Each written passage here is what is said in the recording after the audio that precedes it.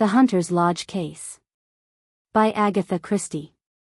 The famous little grey cells of the great detective Poirot function admirably in solving what at first seems a particularly puzzling murder mystery. After all, murmured Poirot, it is possible that I shall not die this time. Coming from a convalescent influenza patient, I hailed the remark as showing a beneficial optimism. I myself had been the first sufferer from the disease. Poirot in his turn had gone down. He was now sitting up in bed, propped up with pillows. Yes, my little friend continued. Once more shall I be myself again, the great Hercule Poirot, the terror of evildoers. Figure to yourself, mon ami, that I have a little paragraph to myself in society gossip. But yes. Here it is. Go it, criminals, all out. Hercule Poirot, and believe me, girls, he's some Hercules. Our own pet society detective can't get a grip on you. 'Cause why? 'Cause he's got la grip himself. I laughed. Good for you, Poirot. You are becoming quite a public character. And fortunately you haven't missed anything of particular interest during this time. That is true. The few cases I have had to decline did not fill me with any regret. Our landlady stuck her head in at the door. There's a gentleman downstairs. Says he must see Poirot or you, Captain. Seeing as he was in a great to-do, and with all that quite the gentleman, I brought up his card. She handed me the bit of pasteboard. Honorable Roger Havering, I read. Poirot motioned with his head toward the bookcase, and I obediently pulled forth the Who's Who. Poirot took it from me and scanned the pages rapidly. Second son of 5th Baron Windsor. Married 1913 Zoe, 4th daughter of William Crabbe. I said. I rather fancy that's the girl who used to act at the Frivolity, only she called herself Zoe Carisbrooke. I remember she married some young man about town just before the war. Would it interest you, Hastings, to go down and hear what our visitor's particular trouble is? Make him all my excuses. Roger Havering was a man of about 40, well set up and of smart appearance. His face, however, was haggard, and he was evidently laboring under great agitation. Captain Hastings? You are Poirot's partner, I understand. It is imperative that he should come with me to Derbyshire today. I'm afraid that's impossible, I replied. Poirot is ill in bed, influenza. His face fell. Dear me, that is a great blow to me. The matter on which you want to consult him is serious. My God, yes. My uncle, the best friend I have in the world, was foully murdered last night. Here in London? No, in Derbyshire. I was in town and received a telegram from my wife this morning. Immediately upon its receipt I determined to come round and beg Poirot to undertake the case. If you will excuse me a minute, I said, struck by a sudden idea. I rushed upstairs, and in few brief words acquainted Poirot with the situation. He took any further words out of my mouth. I see. You want to go yourself, is it not so? Well, why not? You should know my methods by now. All I ask is that you should report to me fully every day, and follow implicitly any instructions I may wire you. To this I willingly agreed, and an hour later I was sitting opposite Mr. Havering in a first-class carriage on the Midland Railway, speeding rapidly away from London. To begin with, Captain Hastings, you must understand that Hunter's Lodge, where we are going, and where the tragedy took place, is only a small shooting box in the heart of the Derbyshire moors. Our real home is near Newmarket, and we usually rent a flat in town for the season. Hunter's Lodge is looked after by a housekeeper who is quite capable of doing all we need when we run down for an occasional weekend. Of course, during the shooting season, we take down some of our own servants from Newmarket. My uncle, Mr. Harrington Pace, as you may know, my mother was a Miss Pace of New York, has for the last 3 years made his home with us. He never got on well with my father, or my elder brother, and I suspect that my being somewhat of a prodigal son myself rather increased than diminished his affection toward me. Of course, I am a poor man, and my uncle was a rich one, in other words, he paid the piper. But though exacting in many ways, he was not really hard to get on with, and we all three lived very harmoniously together. 2 days ago my uncle, rather wearied with some recent gaieties of ours in town, suggested that we should run down to Derbyshire for a day or two. My wife telegraphed to Mrs. Middleton, the housekeeper, and we went down that same afternoon. Yesterday evening I was forced to return to town, but my wife and my uncle remained on. This morning I received this telegram. He handed it over to me, and I read. Come at once. Uncle Harrington murdered last night. Bring good detective if you can, but do come. Zoe. Then as yet you know no details? No, I suppose it will be in the evening papers. Without doubt the police are in charge. It was about 3 o'clock when we arrived at the little station of Elmersdale. From there a 5-mile drive brought us to a small grey stone building in the midst of the rugged moors. A lonely place, I observed. Havering nodded. I shall try and get rid of it. I could never live here again. We unlatched the gate and were walking up the narrow path to the oak door when a familiar figure emerged and came to meet us. Jap! I ejaculated. The Scotland Yard inspector grinned at me in a friendly fashion before addressing my companion. Mr. Havering, I think? I've been sent down from London to take charge of this case, and I'd like a word with you, if I may, sir. My wife. I've seen your good lady, sir, and the housekeeper. I won't keep you a moment, but I'm anxious to get back to the village now that I've seen all there is to see here. I know nothing as yet as to what. Exactly, said Jap soothingly. But there are just 1 or 2 little points I'd like your opinion about all the same. Captain Hastings, here, he knows me, and he'll go on up to the house and tell them you're coming. I went on to the house. I rang the bell, as Jap had closed the door behind him. After some moments it was opened to me by a middle-aged woman in black. Mr. Havering will be here in a moment, I explained. He has been detained by the inspector. I have come down with him from London to look into the case. Perhaps you can tell me briefly what occurred last night? Come inside, sir. She closed the door behind me, and we stood in the dimly lighted hall. It was after dinner last night, sir, that the man came. He asked to see Mr. Pace, sir, and seeing that he spoke the same way, I thought it was an American gentleman friend of Mr. Pace's, and I showed him into the gun room, and then went to tell Mr. Pace. He wouldn't give no name, which of course was a bit odd, now I come to think of it. I told Mr. Pace, and he seemed puzzled, like, but he said to the mistress, "Excuse me, Zoe, while I just see what this fellow wants." He went off to the gun room, and I went back to the kitchen, but after a while I heard loud voices, as if they were quarreling, and I came out into the hall. At the same time, the mistress she comes out too, and just then there was a shot and then a dreadful silence. We both ran to the gunroom door, but it was locked, and we had to go round to the window. It was open, and there inside was Mr. Pace, all shot and bleeding. What became of the man? He must have got away through the window, sir, before we got to it. And then? Mrs. Havering sent me to fetch the police. 5 miles to walk, it was. They came back with me. And the constable, he stayed all night, and this morning the police gentleman from London arrived. What was this man like who called to see Mr. Pace? The housekeeper reflected. He had a black beard, sir, and was about middle-aged, and had on a light overcoat. Beyond the fact that he spoke like an American, I didn't notice much about him. I see. Now, I wonder if I can see Mrs. Havering? She's upstairs, sir. Shall I tell her? If you please. Tell her that Mr. Havering is outside with Inspector Japp, and that the gentleman he has brought back with him from London is anxious to speak to her as soon as possible. Very good, sir. I was in a fever of impatience to get at all the facts. Japp had 2 or 3 hours start of me, and his anxiety to be gone made me keen to be close at his heels. Mrs. Havering did not keep me waiting long.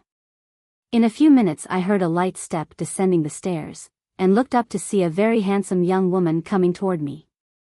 She wore a flame-colored jumper, that set off the slender boyishness of her figure. On her dark head was a little hat of flame-colored leather. Even the present tragedy could not dim the vitality of her personality. I introduced myself, and she nodded in quick comprehension. Of course, I have often heard of you and your colleague, M. Poirot. You have done some wonderful things together, haven't you? It was very clever of my husband to get you so promptly. Now, will you ask me questions? That is the easiest way, isn't it, of getting to know all you want to about this dreadful affair? Thank you, Mrs. Havering. Now, what time was it that this man arrived? It must have been just before 9 o'clock.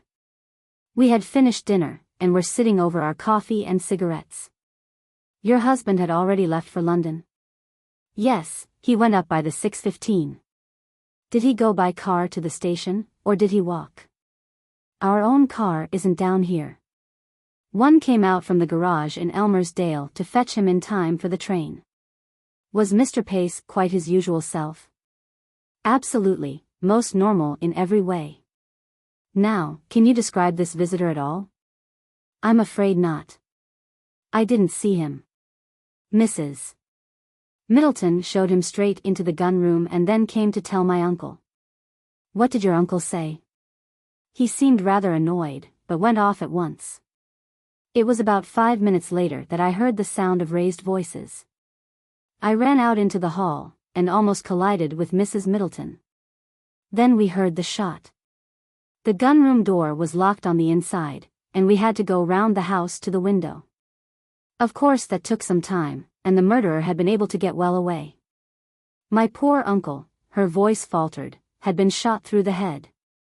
I saw at once that he was dead, and I sent Mrs. Middleton for the police straight away. I was careful to touch nothing in the room but to leave it exactly as I found it. I nodded approval. Now, as to the weapon? Well, I can make a guess at it, Captain Hastings. A pair of revolvers of my husband's were mounted upon the wall. One of them is missing. I pointed this out to the police, and they took the other one away with them. When they have extracted the bullet, I suppose they will know for certain. May I go to the gun room? Certainly. The police have finished with it. But the body has been removed. She accompanied me to the scene of the crime. At that moment Havering entered the hall, and with a quick apology, his wife ran to him. I was left to undertake my investigations alone. I may as well confess at once that they were rather disappointing. In detective novels, clues abound, but here I could find nothing that struck me as out of the ordinary except a large bloodstain on the carpet where I judged the dead man had fallen.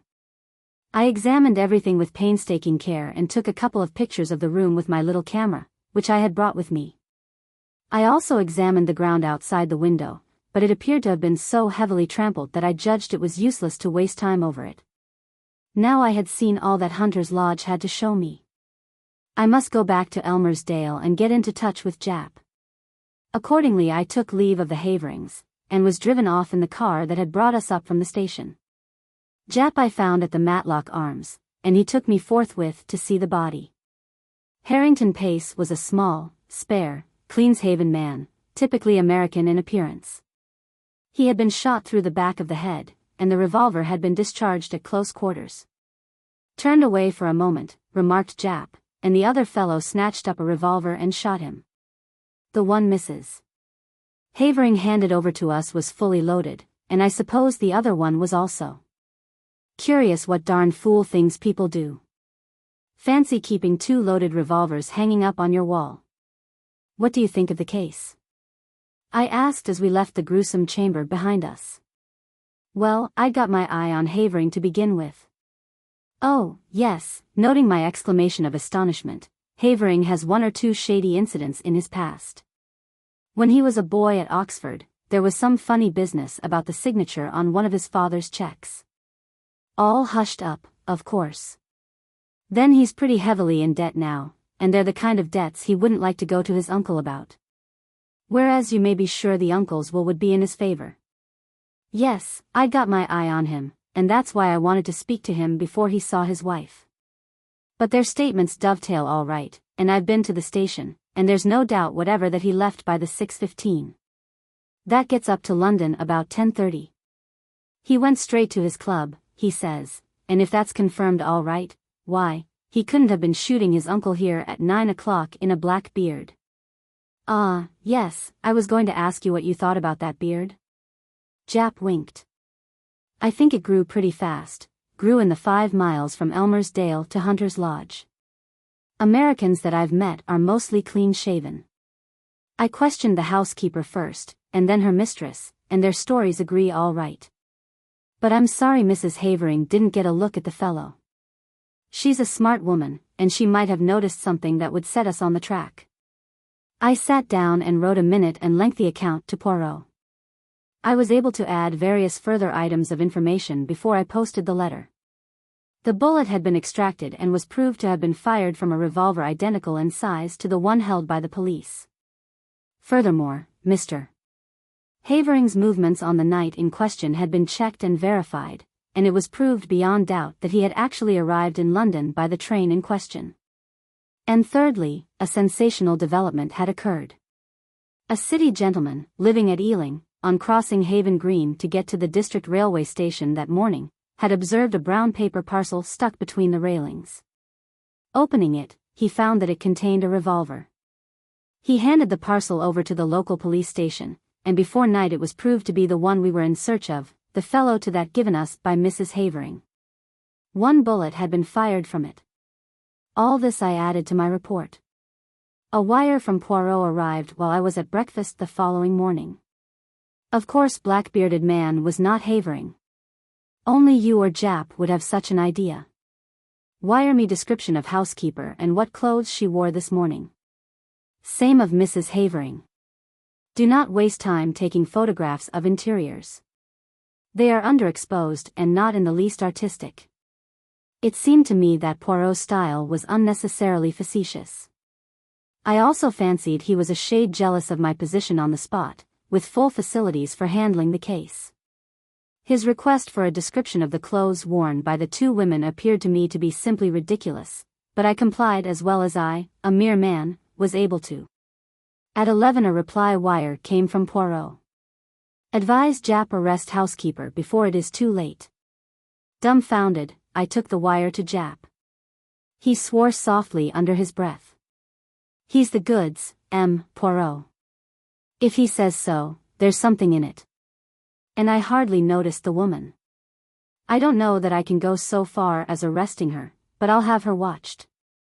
We'll go up right away and take another look at her. But it was too late. Mrs. Middleton, that quiet, middle-aged woman, who had appeared so normal and respectable, had vanished into thin air. Her box had been left behind. It contained only ordinary wearing apparel. There was no clue in it to her identity, or as to her whereabouts. From Mrs. Havering we elicited all the facts we could. I engaged her about 3 weeks ago, when Mrs. Emery, our former housekeeper, left. She came to me from Mrs. Selbom's agency in Mount Street, a very well-known place. I get all my servants from there. They sent several women to see me, but this Mrs. Middleton seemed much the nicest, and had splendid references. I engaged her on the spot, and notified the agency of the fact. I can't believe that there was anything wrong with her. She was such a nice, quiet woman. The thing was certainly a mystery. While it was clear that the woman herself could not have committed the crime, since at the moment the shot was fired Mrs. Havering was with her in the hall, nevertheless she must have some connection with the murder, or why should she suddenly take to her heels and bolt? I wired the latest development to Poirot, and suggested returning to London and making inquiries at Selborne's agency. Poirot's reply was prompt. Useless to inquire at agency. They will never have heard of her. Find out what vehicle took her up to Hunter's Lodge when she first arrived there. Though mystified, I was obedient. The means of transport in Elmersdale were limited. The local garage had 2 cars, and there were 2 station flies. None of these had been requisitioned on the date in question. I may also mention that inquiries at the agency in London bore out Poirot's prognostication. No such woman as Mrs. Middleton had ever been on their books. They had received the Hon. Mrs. Havering's application for a housekeeper, and had sent her various applicants for the post. When she sent them the engagement fee, she omitted to mention which woman she had selected. It is suggested that the reader pause in his perusal of the story at this point, make his own solution of the mystery, and then see how close he comes to that of the author, the editors. Somewhat crestfallen, I returned to London. I found Poirot established in an armchair by the fire. He greeted me with much affection. Mon ami Hastings. But how glad I am to see you. Veritably I have for you a great affection. And you have enjoyed yourself? You have run to and fro with the good Jap. You have interrogated and investigated to your heart's content? Poirot, I cried, the thing's a dark mystery. It will never be solved. It is true that we are not likely to cover ourselves with glory over it. No, indeed. It's a hard nut to crack. Oh, as far as that goes, I am very good at cracking the nuts. A veritable squirrel. It is not that which embarrasses me. I know well enough who killed Mr. Harrington Pace. You know? How did you find out? Your illuminating answers to my wire supplied me with the truth. See here, Hastings, let us examine the facts methodically and in order. Mr. Harrington Pace is a man with a considerable fortune which at his death will doubtless pass to his nephew, point number 1. His nephew is known to be desperately hard up, point number 2. His nephew is also known to be, shall we say, a man of loose moral fiber? Point number 3. But Roger Havering is proved to have journeyed straight up to London. Precisement. And therefore, as Mr. Havering left Elmersdale at 6:15, and since Mr. Pace cannot have been killed before he left, or the doctor would have spotted the time of the crime as being given wrongly when he examined the body, we conclude, quite rightly, that Mr. Havering did not shoot his uncle. But there is a Mrs. Havering, Hastings. Impossible. The housekeeper was with her when the shot was fired. Ah, yes, the housekeeper. But she has disappeared. She will be found. I think not. There is something peculiarly elusive about that housekeeper, don't you think so? It struck me at once. She played her part, I suppose, and then got out in the nick of time. And what was her part? Well, I presume to admit her confederate, the black-bearded man. Oh, no, that was not her part. Her part was what you have just mentioned, to provide an alibi for Mrs. Havering at the moment the shot was fired. And no one will ever find her, mon ami, because she does not exist. There's no sec person, as your so great Shakespeare says. It was Dickens, I murmured, smiling. But what do you mean, Poirot? I mean that Zoe Havering was an actress before her marriage, that you and Jap only saw the housekeeper in a dark hall, a dim, middle-aged figure in black with a faint, subdued voice, and finally that neither you, nor Jap, nor the local police whom the housekeeper fetched, ever saw Mrs. Middleton and her mistress at one and the same time. It was a child's play for that clever and daring woman. On the pretext of summoning her mistress, she runs upstairs, slips on a bright jumper and a hat with black curls attached which she jams down over the grey transformation. A few deft touches, and the makeup is removed. A slight dusting of rouge, and the brilliant Zoe Havering comes down with her clear ringing voice. But the revolver that was found at Ealing? Mrs. Havering could not have placed it there. No, that was Roger Havering's job, but it was a mistake on their part. It put me on the right track. A man who has committed a murder with a revolver which he found on the spot would fling it away at once. He would not carry it up to London with him. No, the motive was clear. The criminals wished to focus the interest of the police on a spot far removed from Derbyshire. They were anxious to get the police away as soon as possible from the vicinity of Hunter's Lodge. Of course, the revolver found at Ealing was not the one with which Mr. Pace was shot. Roger Havering discharged one shot from it, brought it up to London, went straight to his club to establish his alibi, then went quickly out to Ealing by the district railway, a matter of about 20 minutes only. Placed the parcel where it was found and so back to town. That charming creature his wife, quietly shoots Mr. Pace after dinner. You remember he was shot from behind? Another significant point, that. She reloads the revolver and puts it back in its place, and then starts off with her desperate little comedy. It's incredible, I murmured, fascinated. And yet it is true. Bien sûr, my friend, it is true. But to bring that precious pair to justice, that is another matter. Well, Jap must do what he can. I have written him fully, but I very much fear, Hastings, that we shall be obliged to leave them to fate, or le bon Dieu, whichever you prefer. The wicked flourish like a green bay tree, I reminded him.